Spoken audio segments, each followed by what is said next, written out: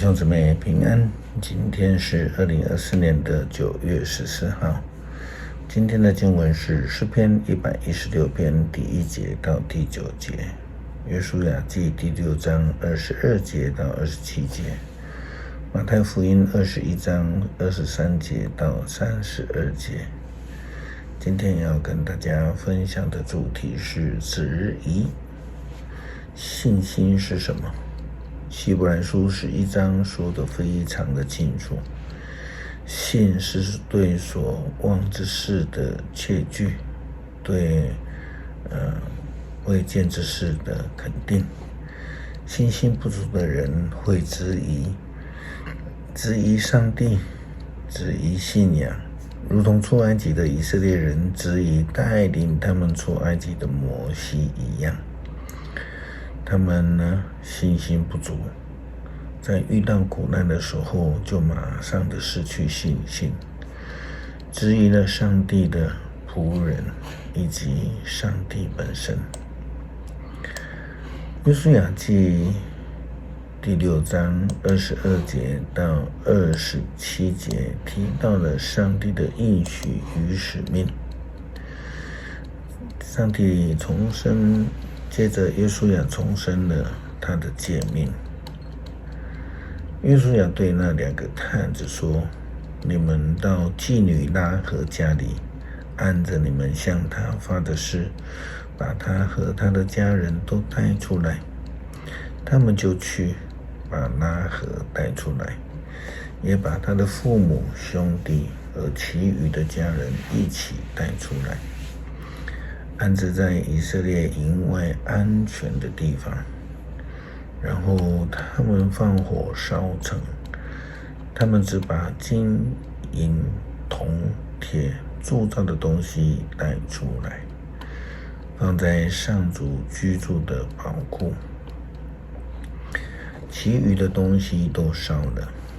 约书亚保全了妓女拉合和他全家人的性命，因为他曾经藏匿约书亚派去的探子2个人。从此之后拉合和他的家人就定居在以色列。这时约书亚发出一道严厉的警告：愿上主咒诅那想重建耶利哥城的人，奠立城基的人将丧失长子，建造城门的人将丧失幼儿。上帝与约书亚同住，约书亚的声望传遍到那一带的地方。我们看到上帝命令以色列人不得重建耶利哥城，这是不得质疑的。在圣经当中，不只有出埃及的以色列人质疑了摩西、亚伦以及上帝，在圣经记载中也有许多次以色列人质疑上帝的事情。最明显的就是约伯，他在遇难之后就质疑起上帝。在新约福音书记载中，我们也看到了祭司长以及民间的长老来质疑耶稣基督的权柄。马太福音21章今天的经文记载到，因为耶稣基督洁净圣殿，咒诅无花果，而引起了祭司们以及长老们对耶稣基督的质疑。马太福音21章23节到32节记载了当时候的情形。耶稣进了圣殿，正在教导人的时候，祭司长和犹太人的长老来见他，问他：你凭什么权柄做这些事？是谁给你这些权柄呢？耶稣基督回答他们：我先问你们一件事，如果你们回答我，我就告诉你们，我凭着什么权柄来做这些事。约翰施洗的权是从哪里来的？是从上帝来，还是从人来的呢？他们就开始彼此争辩起来，说我们该怎么样回答呢？如果我们说从上帝而来，他会说，那么你们为什么不信约翰？如果我们说从人而来，恐怕群众会对付我们，因为他们都相信约翰是个先知。于是他们回答耶稣，我们不知道。耶稣就对他们说，那么我也不告诉你们，我凭着什么权柄做这些事。耶稣又说，另外有一个比喻，我想让你们知道你们的看法。某人有2个儿子，他对老大说，孩子，你今天到葡萄园去工作吧。他回答说，我不去。可是后来他改变了主意，就去了。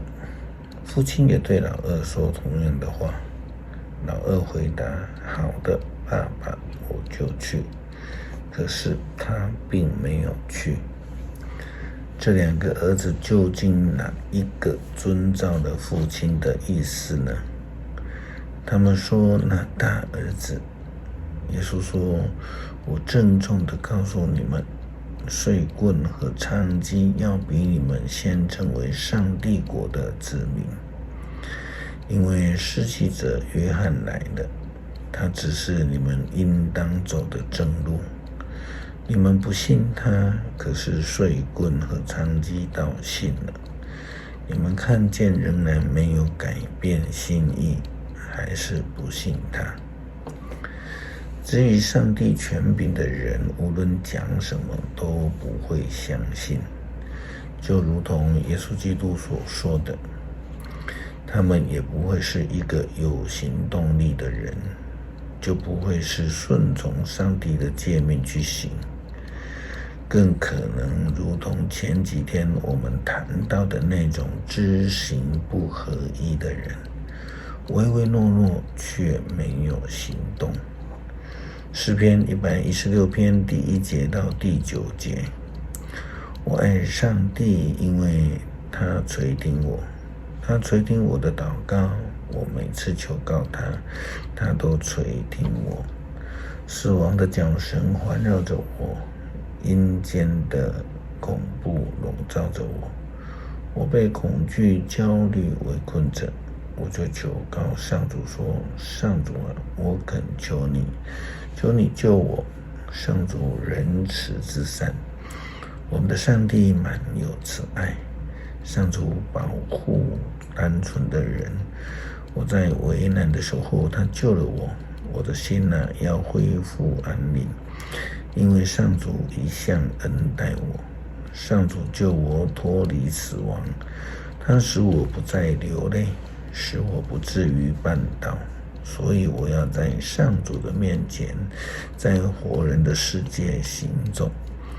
我们需要信心，当我们遇到困境无路可行的时候，求主帮助我们坚定的相信，不要心存质疑，愿意跟随，愿意爱主到底。祷告感谢奉主耶稣基督圣名求，阿们。